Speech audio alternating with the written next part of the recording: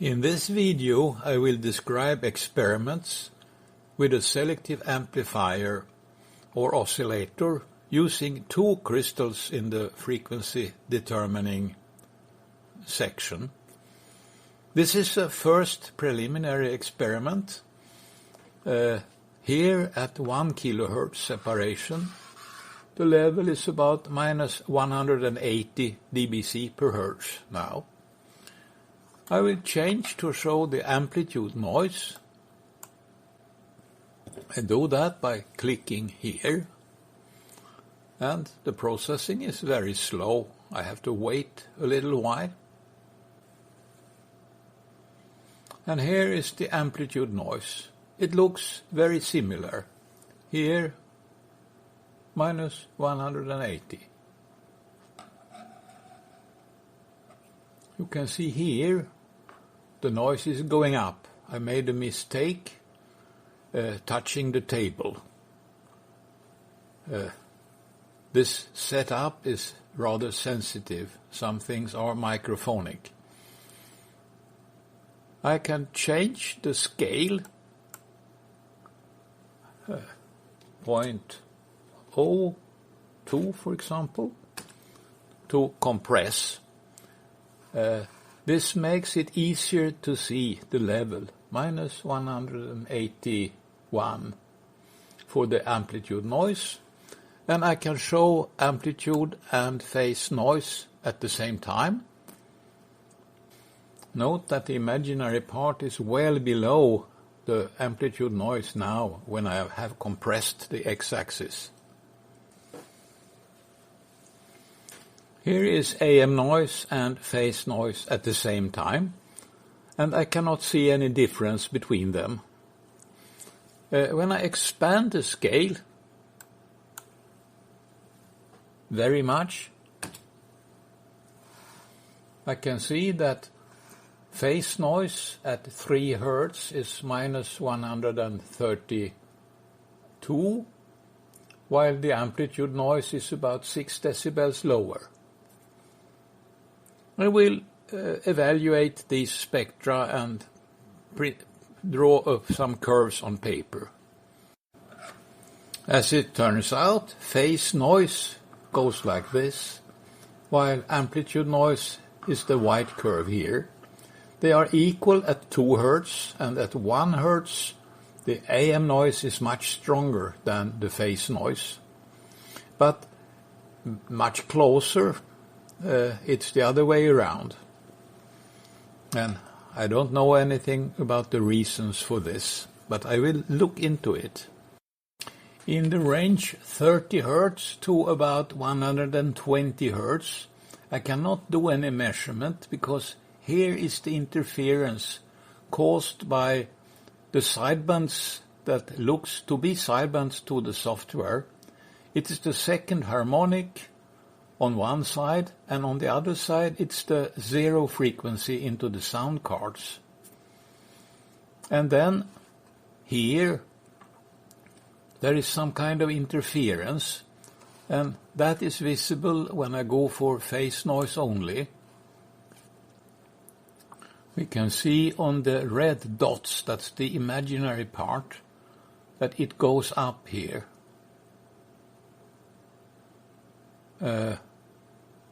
So there is something here,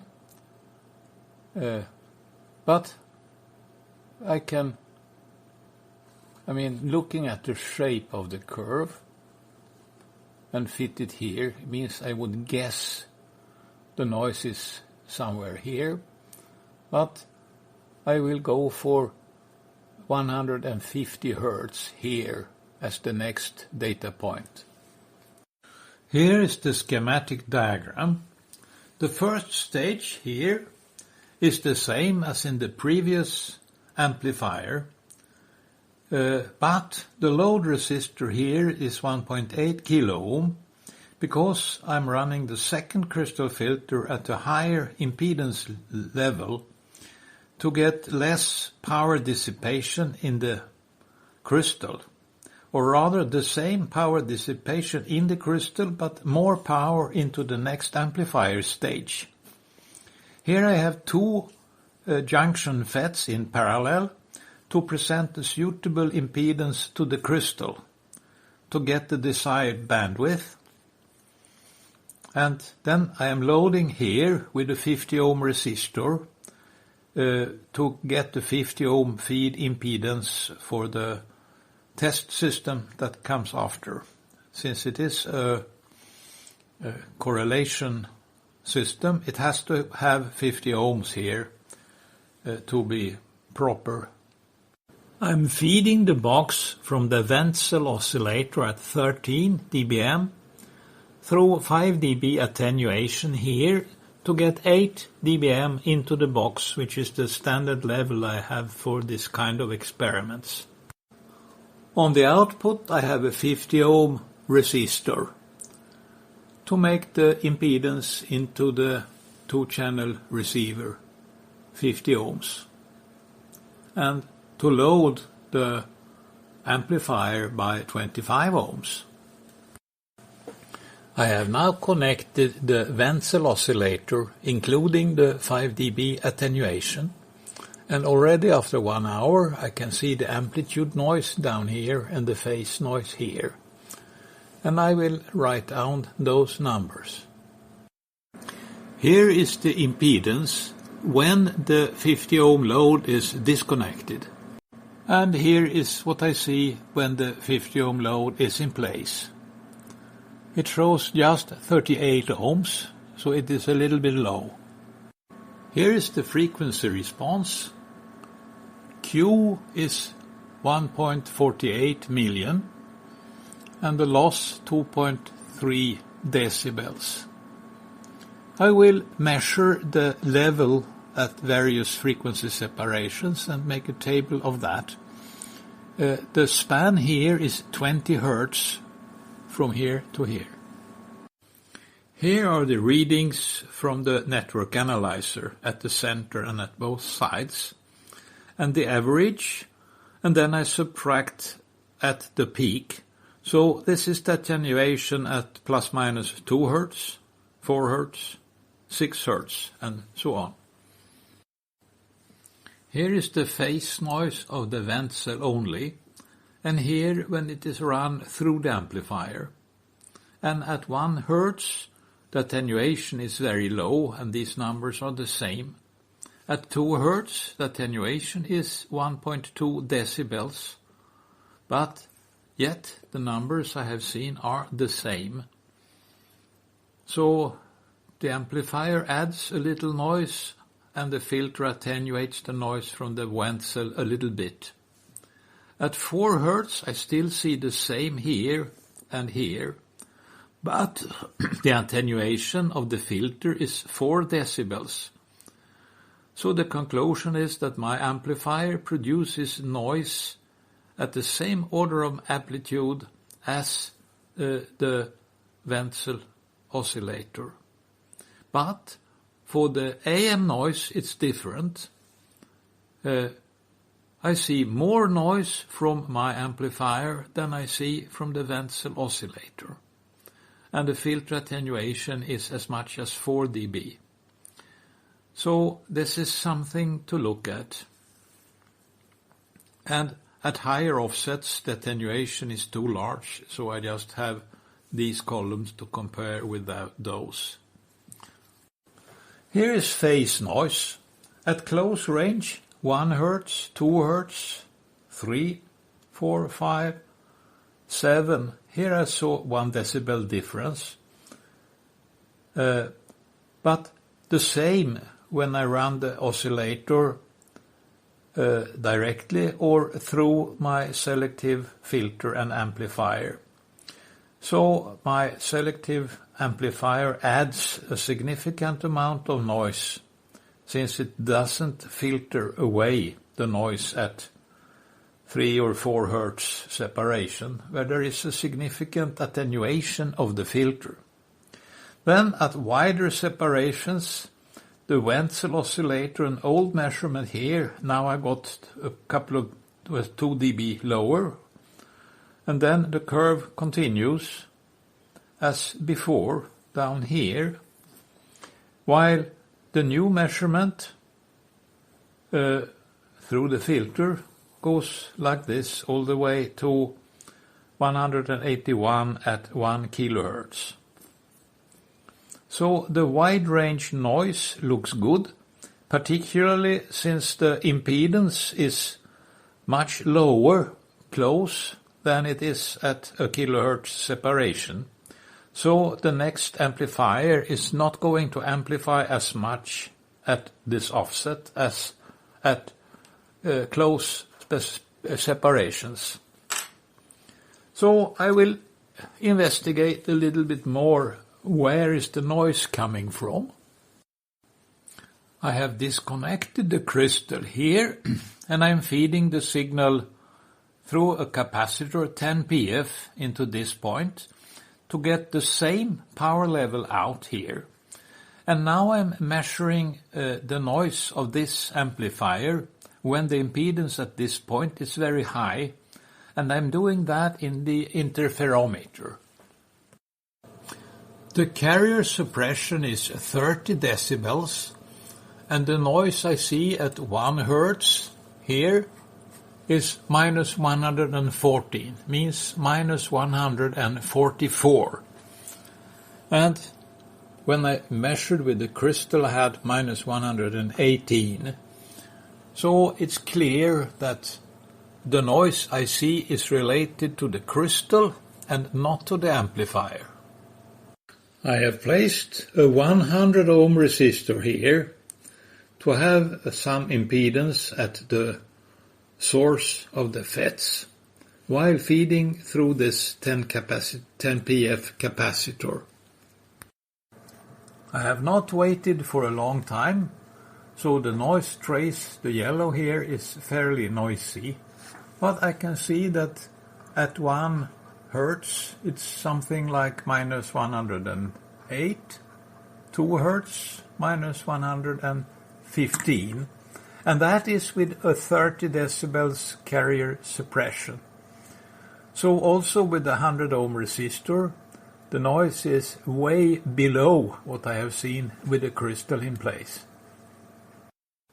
I have added an amplifier like this, 6 units with 2 JFETs in each one, and a coil with 3 turns on the toroid, with a primary of 60 turns. I tried to put all 12 FETs in parallel with a single winding with 3 turns, but that doesn't work, because when loading with such a low impedance as about 10 ohms or something, this becomes a shorted turn and it won't load the drains of these transistors, and therefore the impedance here is not going to be low enough. And so I had problems for a while until I got the idea to place several secondaries, 6 of them actually, which would cover the entire primary winding. This loads properly on the drains here, and it feeds these transistors in parallel. So I get something like 100 milliwatts at this point. And I haven't optimized the output, and I don't know if I have loaded it enough, but I have made a test just like this to start with. And here is what it looks like. Not so elegant, but the magnetic field from the primary winding couples well to the secondary now. Here is what I see. At 1 kilohertz here, the noise looks like minus 183, maybe minus 184. The red dots is the imaginary part and it's very close, but the correlation gain is from minus 156 down to minus 184. That's 28 decibels, and that's a little bit too much, so I cannot really be sure that this is correct. Anyway, I had expected a little bit lower than this for the flat noise floor. Hard to measure, I cannot do that with this setup, but it looks interesting. Here is what I see when expanding the scale. It is 500 Hertz here, and 50 Hertz here is the mains frequency. And as you can see, the correlated noise is higher than the noise from the two channels. This is an error, and this is because there is an error on the crystal. Occasionally there is noise from a poor connection. This crystal was broken quite some time ago. I have tried to solder it, but this hasn't been successful. So now and then I see bursts of noise, and I see what remains from those. So I will need another crystal to investigate the close range. But the wide range, I can test the amplifier without the crystal in the interferometer to see whether there is flicker noise in the region here, above 200 Hertz or so. Here is what I see with the interferometer at 40 decibels of carrier suppression. There is no advantage using the correlation. The data is at the same line as the correlation spectrum, because with 40 decibels carrier suppression, what I expect is about minus 184, should be minus 144, that's here, and that's within the dynamic range of my two-channel receiver. At closer range, it looks a little bit odd. What I see here is probably a curve that should go a little bit like that, because this peak, I have it on the imaginary part, it comes with a negative sign in the real part here that brings down the curve in a way that isn't really correct. So I would guess something like this means minus 134 here. But reading at 100 Hertz, let's say 134 means minus 174. But that's a bit uncertain. At close range, from 1 Hertz and upwards, I have good readings with good statistics, and this is the property of the amplifier at close range. I have replaced the faulty crystal. Here is 1 Hertz, and now the yellow trace is clearly below the uncorrelated signals, channel 1 and channel 2. So I read minus 119 at 1 Hertz, and that is very similar to what I had before. That was minus 118. So I will take down these numbers on a paper. Statistics isn't really good enough. This is only 12 hours. But what I see here is compatible with what I saw with the faulty crystal. Here is the sideband noise with the new crystal. At 1 Hertz, minus 119. And I didn't go further than 20 Hertz, because I don't want to wait that long. But I did measurements with the faulty crystal down to 50 Hertz. So I can compare the noise with the faulty crystal to the interferometric measurement of the amplifier noise, and I find there is no difference.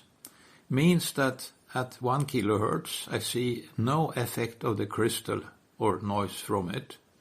At 500 hertz, very little. Here I don't know, from 200 hertz to 50 hertz. But At 20 Hertz, I see a difference of 8 decibels. Without the crystal, I have minus 168, but with the crystal, I have minus 160. So at 20 Hertz, the noise from the crystal dominates. And closer, it is far more so. Below 3 Hertz, the difference is 30 decibels. Means that the amplifier doesn't contribute at all.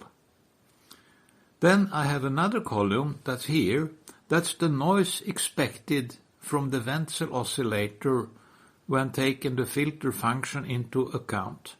So the Wenzel noise that comes through the filter is minus 128 at 2 Hertz.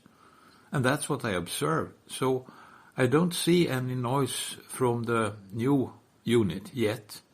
But at 10 Hertz, the expected noise from the Wenzel taking filter into account is minus 160, but I see minus 152. So at 10 Hertz, I have some noise that originates in the crystal, because in the interferometer I had minus 165. That's 13 decibels below. So it will be interesting to see what happens when I convert this amplifier to an oscillator.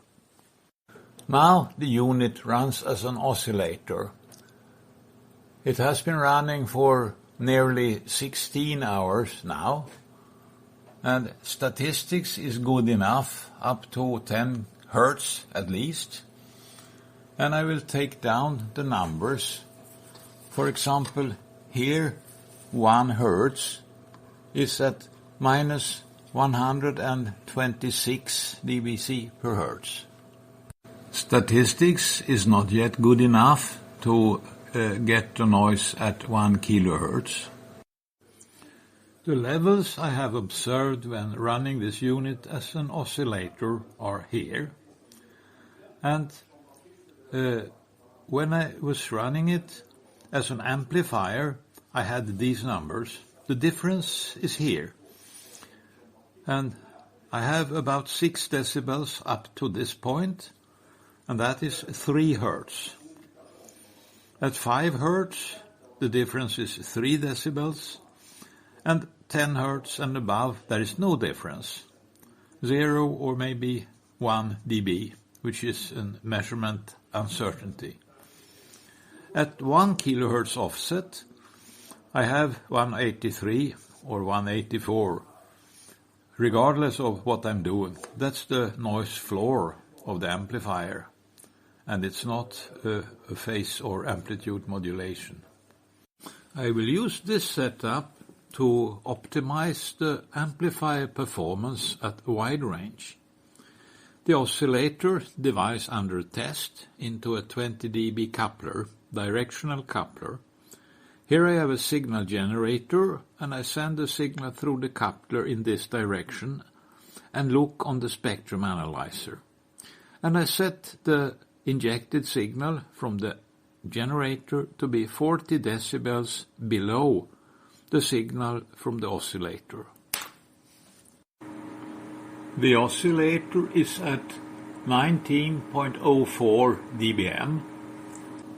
The injected signal, it is 10 kilohertz up.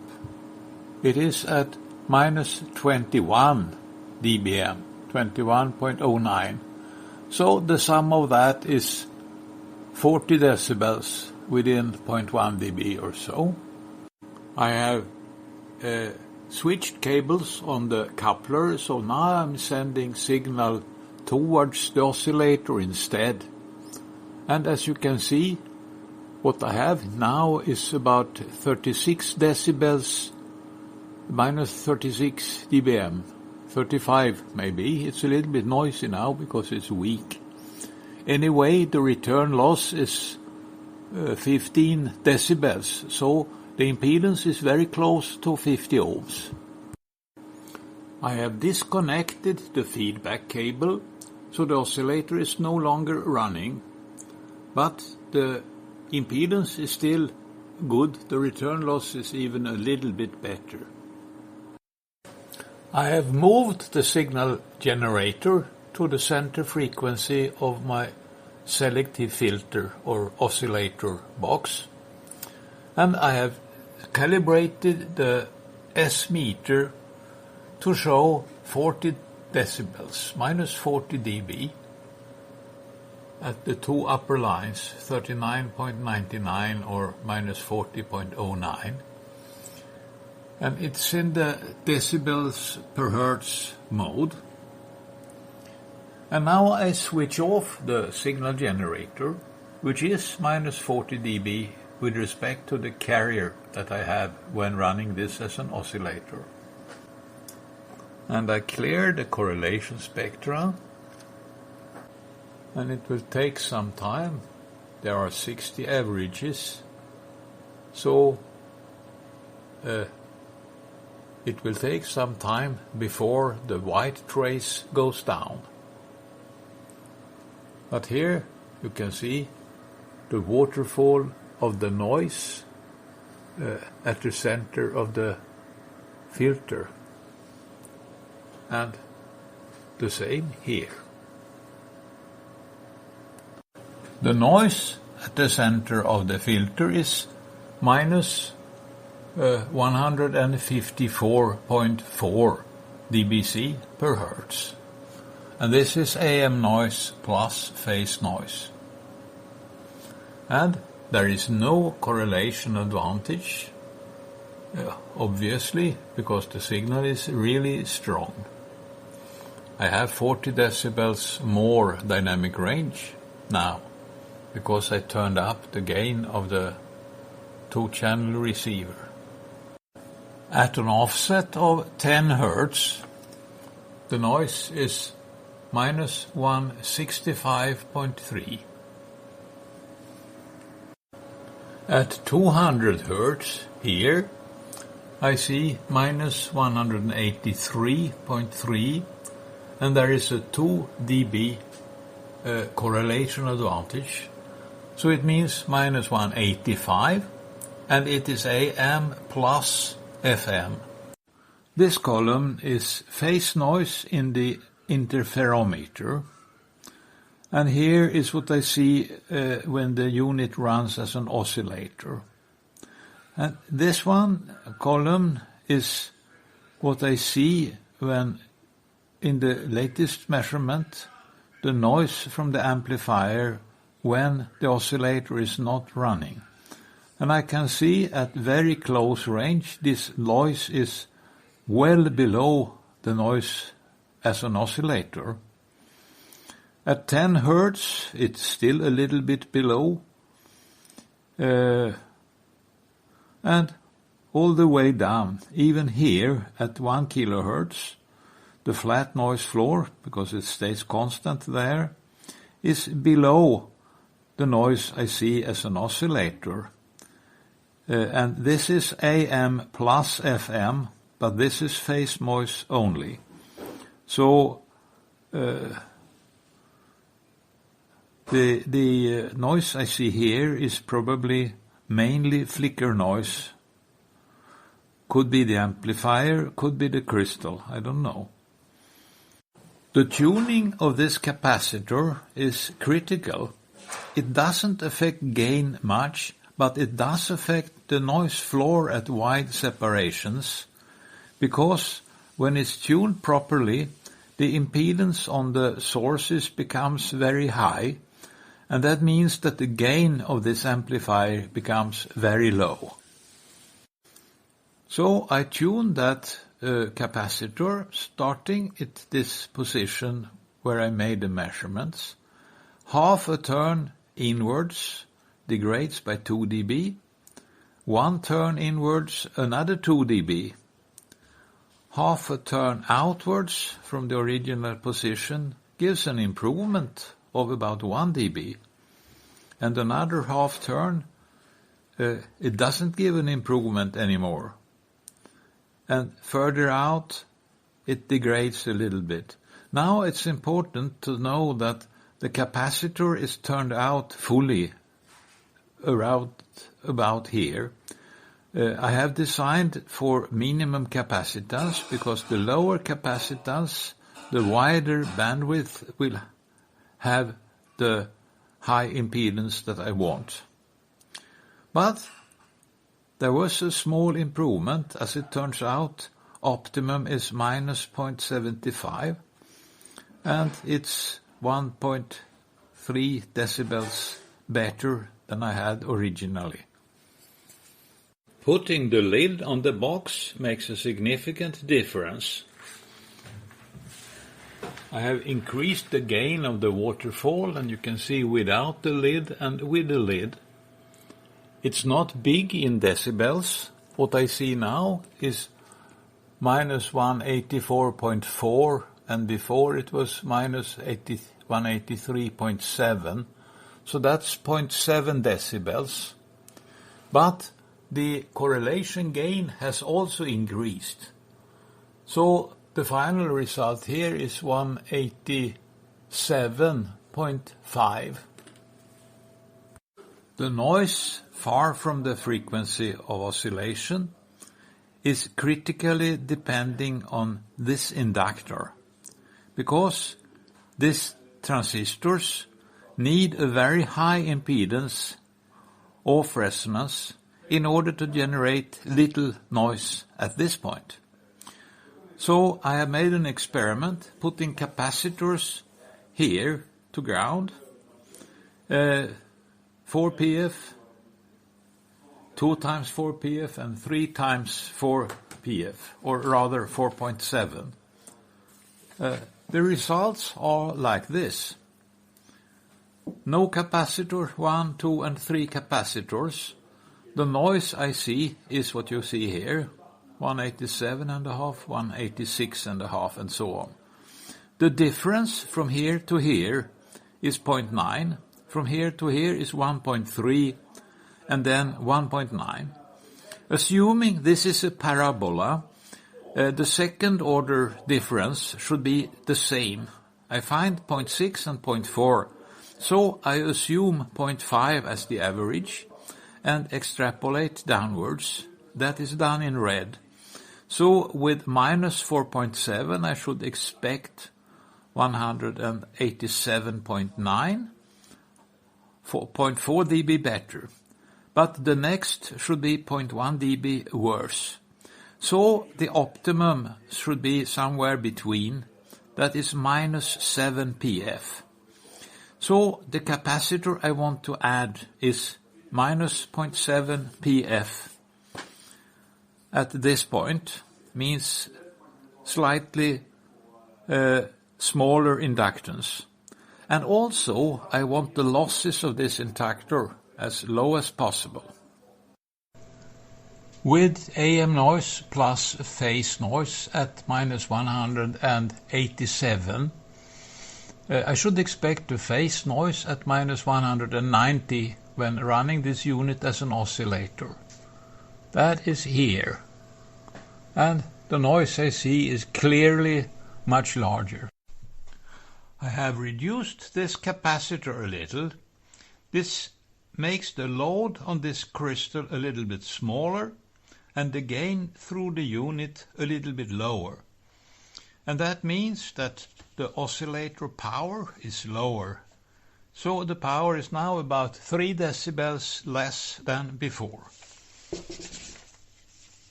The schematic diagram is like this.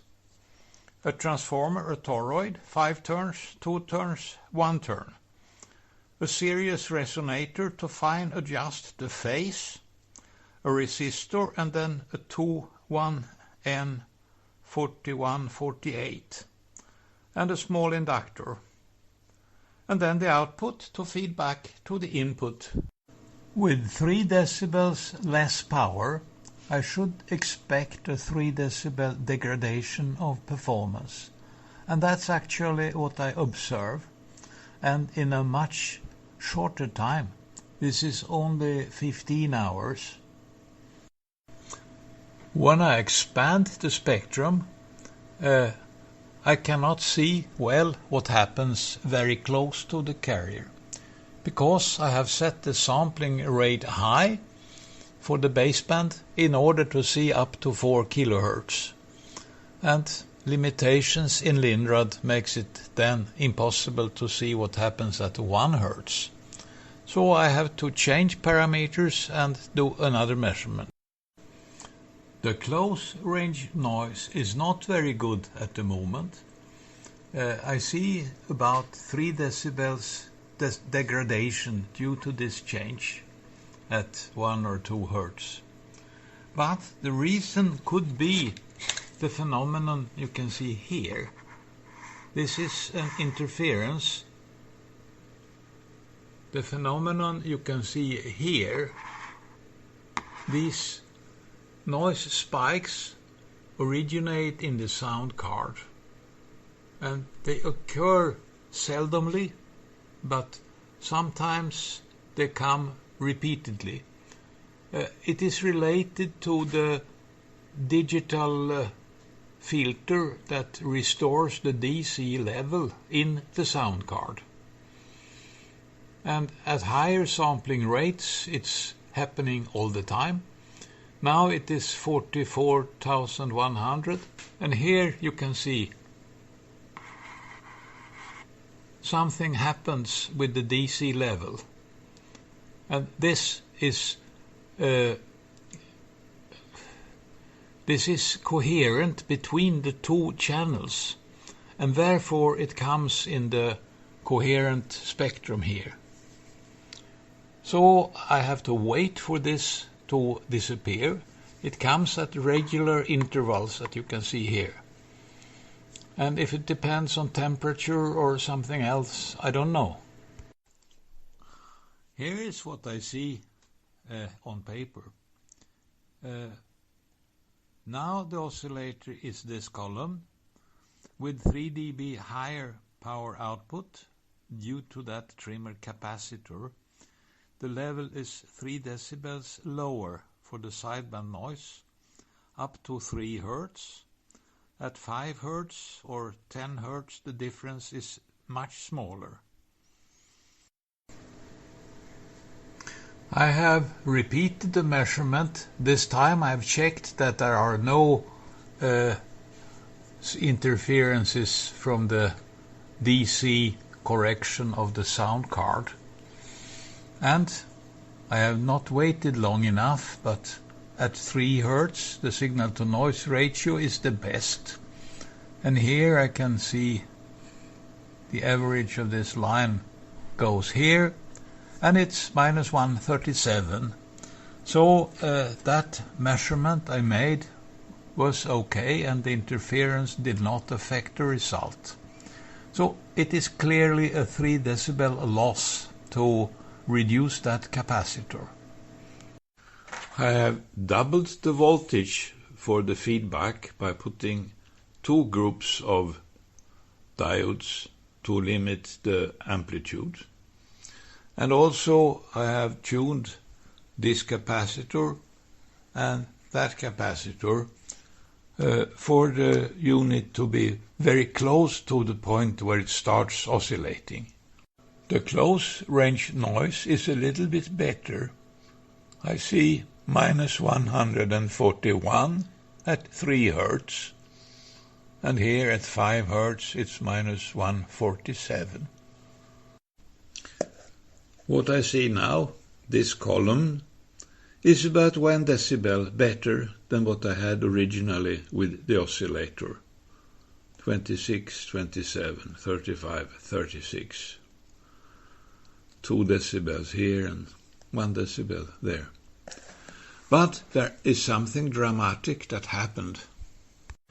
The noise in the baseband waterfall has reduced significantly from here to here. And now suddenly the noise went up. As you can see, that's because I have just came here and vibrated something. The reason why the noise went down by this amount is probably something that happened with the crystal. So I will reset collection of noise and see whether there is something different now. The noise that I see in the waterfall of the baseband is coming back.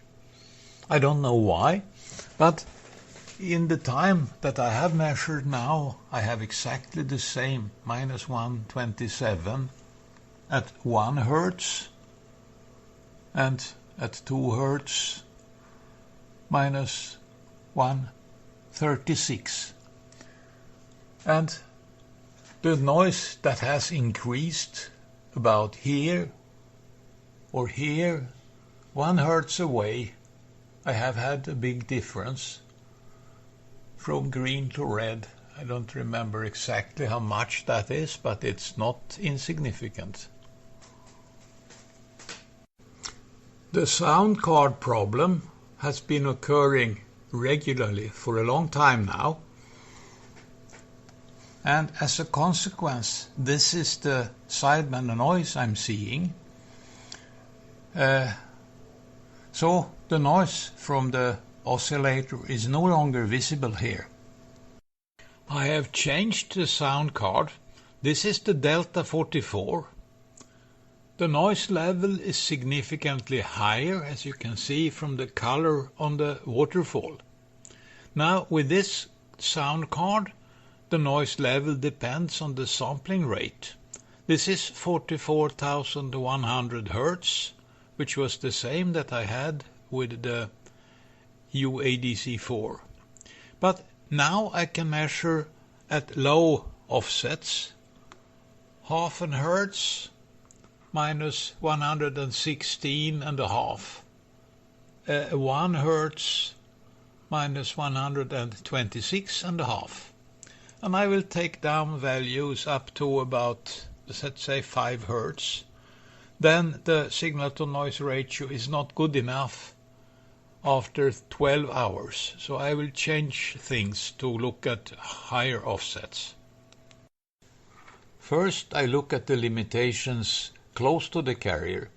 I have set the baseband filter to 0.15 Hertz, roughly. And then I have set everything slow. This takes a very long time to run. It has been running for 18 hours. And I can have a look at down to 0.1 Hertz from the carrier.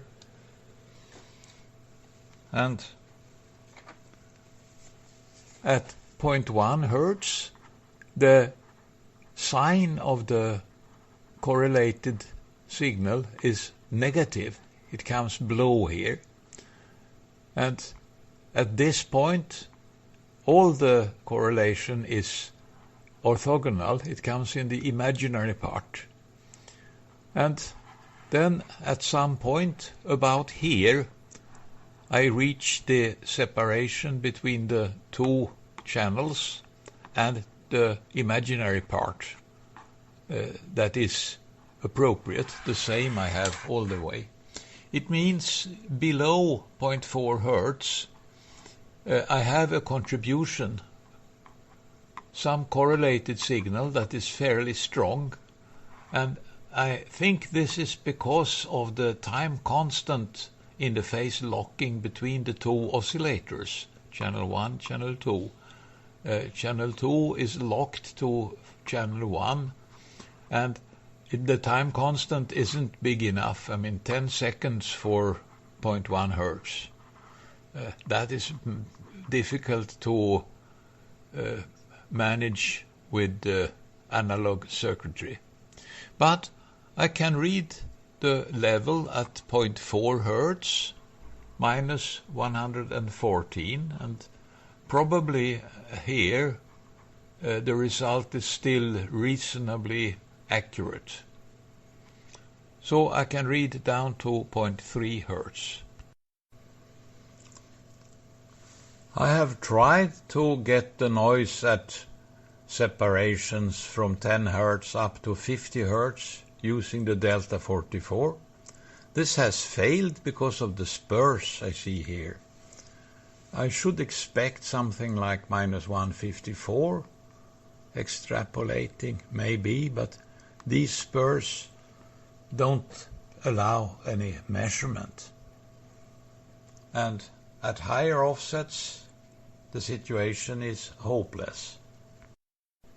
Now I am again using the UADC4 sound card, this time running at 96 kHz, and I have set the baseband filtering in the frequency domain, number 1 here, that produces some artifacts at close separations up to 10 Hz, you can see here, and the bandwidth is about 20 Hz for the baseband filter. So reading at 10 Hz isn't quite certain, but what I see is minus 154, and that's what I had long before. 20 Hz, it's minus 160. And higher than that, I don't have the signal-to-noise ratio to get any result. With this high sampling rate, I can see frequencies up to 8 kHz offset. And the statistics is not very good yet, but it looks like minus 186 here. But maybe there is some structure, means some interference. I don't know. The imaginary part is down here, but there are also points in red up here. So this is hard to judge if it has any meaningful information. Although I can say that the noise is below minus 184 at least. It is only 5 hours. So maybe tomorrow I have a better result. Now it has been running for 22 hours and the UADC4 is still well behaved. So I have some statistically significant results. But this cannot be the noise of the oscillator. This has to be some kind of interference that happens to be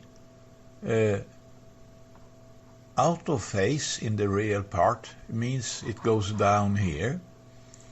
And here the phase has changed, so it adds. So I have to make a guess. This is the curve, and it looks like a contribution of this peak related to the center frequency noise and the second harmonic. So maybe at, let's say, 500 Hz here, I can believe that what I see is actually the noise of my oscillator. When I contract the scale, statistics becomes better, and I can see that the imaginary part is down here.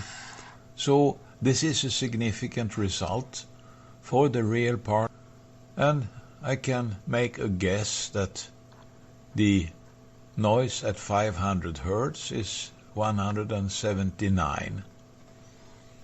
And at 2 kHz here, minus 184.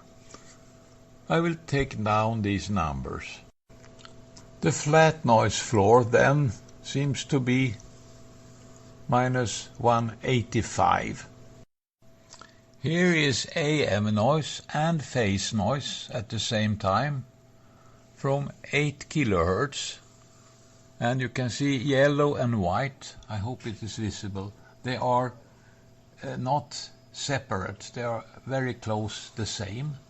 But reaching about 1 kHz or maybe 800 Hz, I can clearly see that the amplitude noise is a little bit weaker than the phase noise. The difference, something like that, it's about 2 decibels.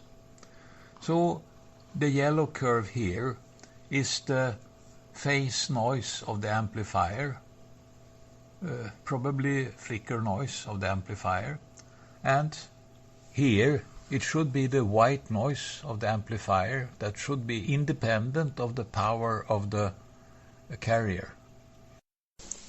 I am again using this setup. The signal generator is 100 kilohertz below the oscillator frequency.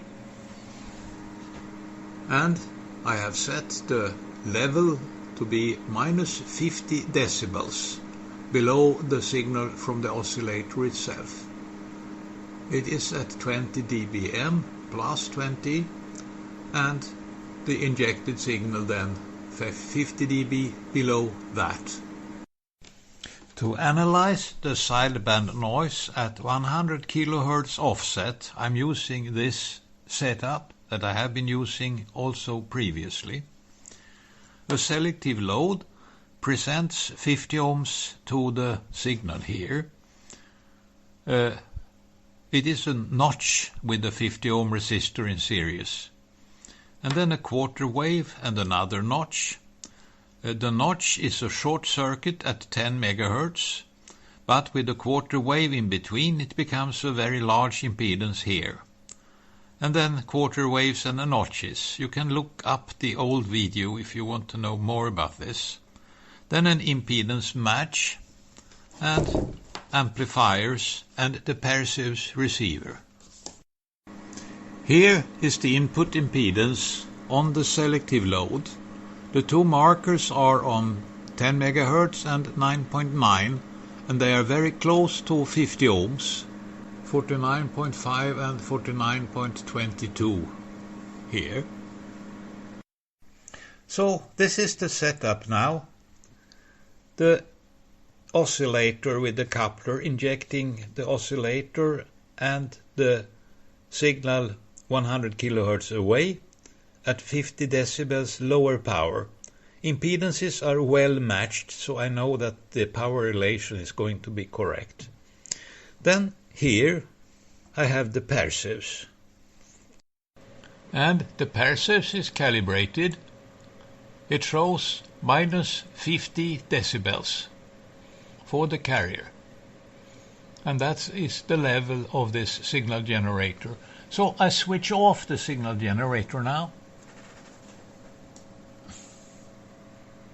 And here is the noise. And it is the noise of the oscillator, the sideband noise, and possibly leakage of RF of different kinds. I can see here there are humps, and they are probably picking up from 10 MHz. I will investigate a little bit further, but what I see here is minus 181 dBc per hertz. And this is AM plus FM, so it means that measuring minus 184.3. And this is a little bit higher than expected. I have disconnected the oscillator under test and replaced it with a 50 ohm dummy load, and the noise did not go down much. It went down from 81 to 83 with 2 decibels. So the noise from my oscillator is well below what I was reading. I need a better noise figure for the passives. And now I replaced the preamp in front on the passives with a dummy load, and it's clear I cannot make a better noise figure because this amplifier is a good one. So I can compute from these readings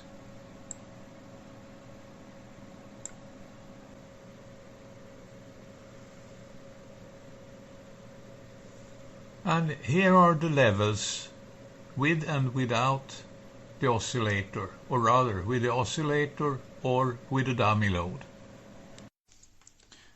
Here are the numbers, and the difference is 1.75 decibels. That is 1.5 times. It means that the oscillator and the dummy, because the thermal noise of the oscillator is the same as the thermal noise of the dummy. That is 1.5 times the noise of the dummy.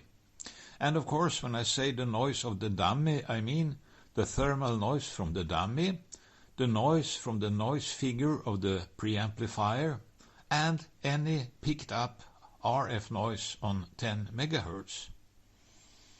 Well, picked up after this point where this dummy is inserted. This means that the oscillator noise is half the noise of the dummy, means 3 decibels below. 3 decibels below this becomes minus 185.96. And this is AM plus FM, so that leads to a phase noise of minus 189. Now, there could be some difference because of the pick-up of noise could be different with the dummy node and with the oscillator. That would make this number a little bit worse, minus maybe 187, which could be compatible with what I saw from the correlation. But in the range 185 to 189 is the wideband noise, and I cannot be quite sure what is correct here. Here I have plotted the measurements from this video. The blue dots are the data from the correlation measurements, the phase noise, starting at 0.4 Hz. It forms a beautiful straight line with slope 3, means B minus 3, I can read here, as minus 127 dBc per Hertz. And then at some point it bends here, and here, from here to here I cannot measure due to the problem that the signal is so close to the center frequency of my test system, and I cannot move it further away.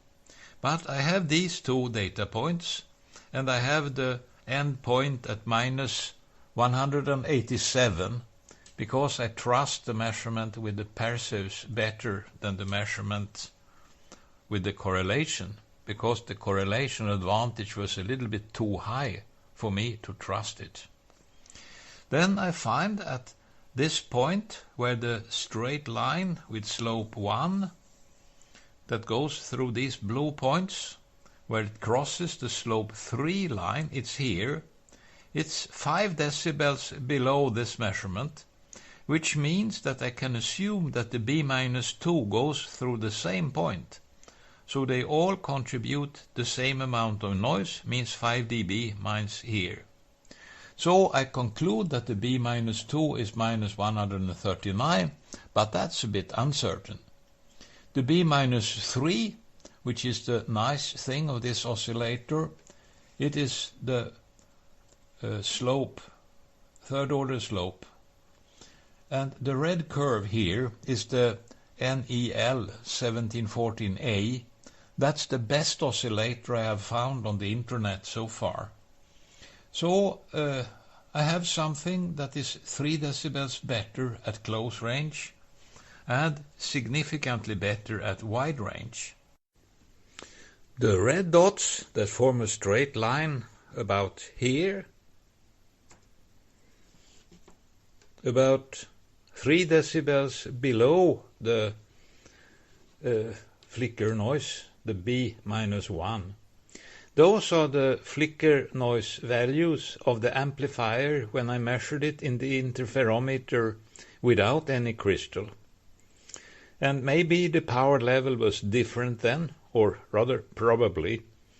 But anyway, it seems that in this region amplifier flicker noise makes a significant contribution. The fact that the line bends already here, while the white noise floor is at minus 187 all the way here.